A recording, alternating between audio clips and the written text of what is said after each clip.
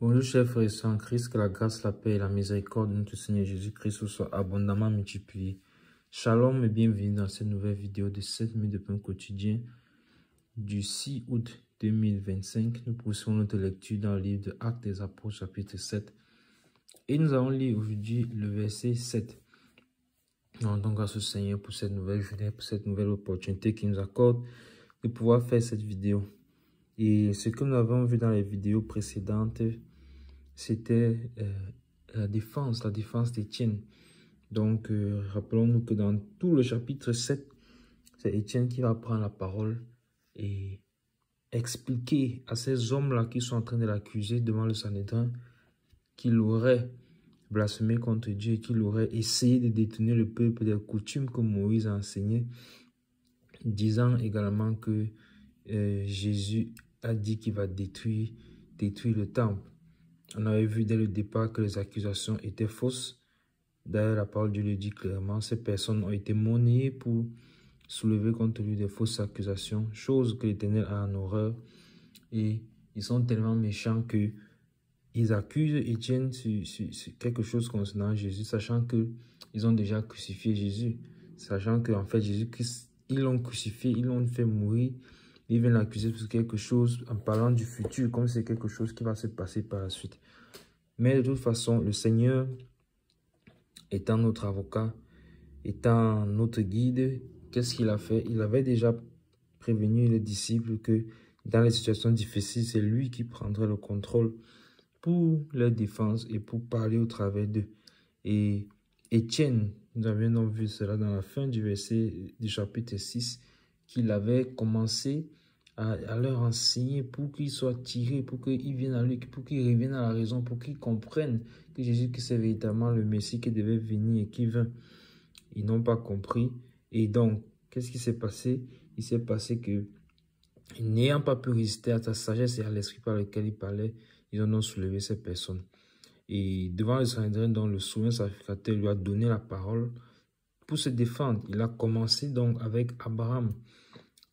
Et quand il commence avec Abraham, qui est donc le père de la foi et qui est donc le fondateur physique, si on peut dire ça comme ça, de la nation juive, qu'est-ce qui se passe?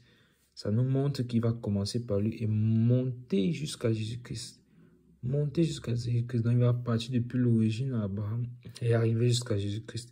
Et donc nous sommes donc dans ce parcours-là que Étienne a pris pour expliquer au Sanhédrin, en fait, les Écritures.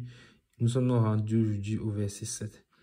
Et il lit dans le verset 7 aujourd'hui, par la grâce du Seigneur, « Mais la nation à laquelle ils ont été asservis, c'est moi qui la jugerai, dit Dieu.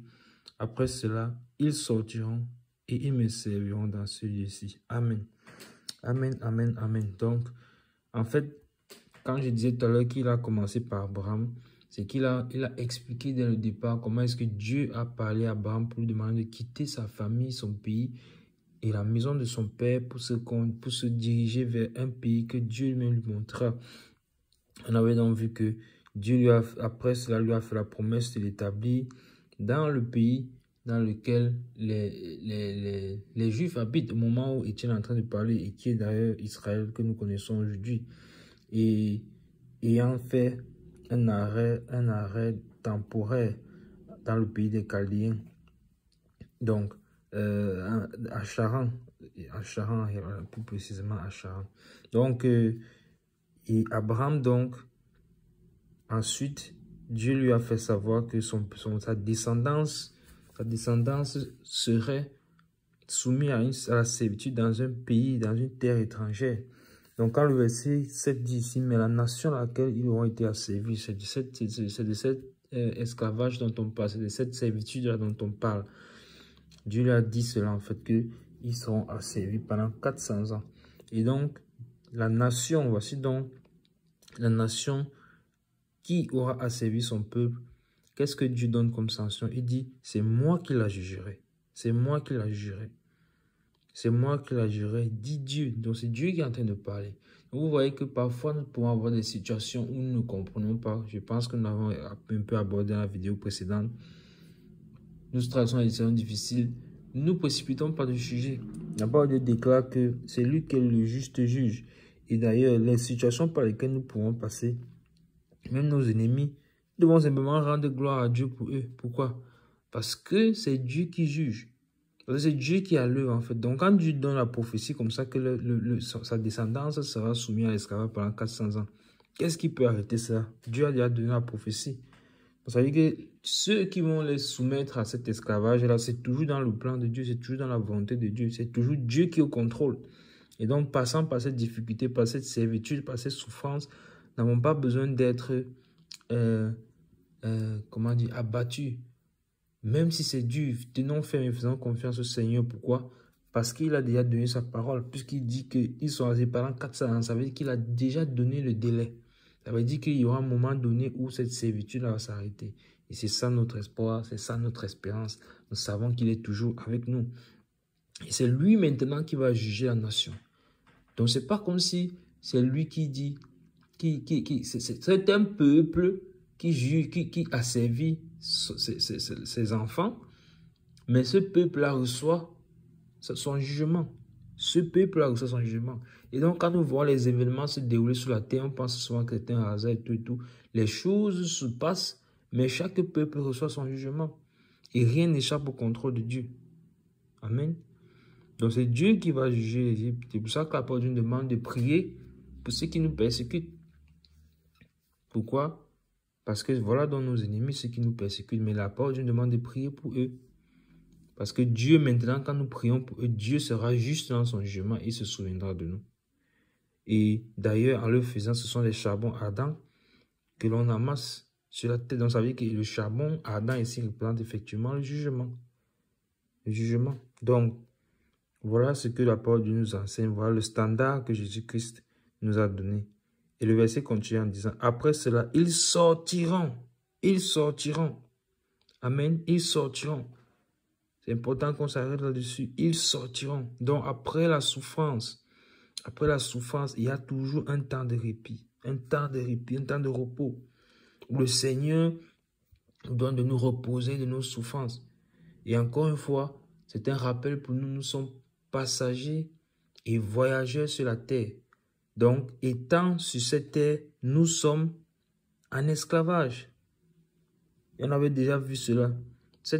Puisque regardez, Abraham lui-même, le verset 5, quand nous avons lu le verset 5 de ce chapitre, c'est la parole dit que Dieu n'a donné aucune propriété à Abraham dans le pays, même pas de quoi poser son pied.